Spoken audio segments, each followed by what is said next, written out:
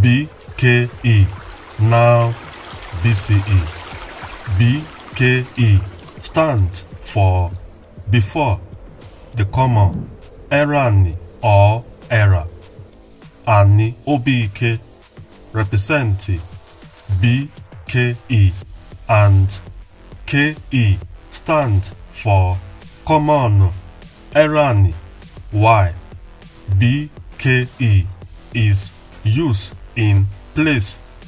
Rigadi AD. K stand for Kworrenti or Korrenti and Korrent.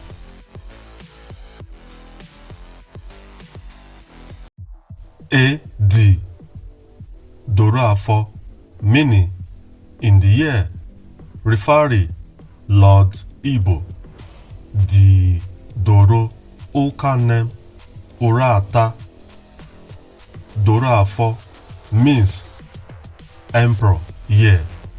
The Lord Igbo referring Uwa Re.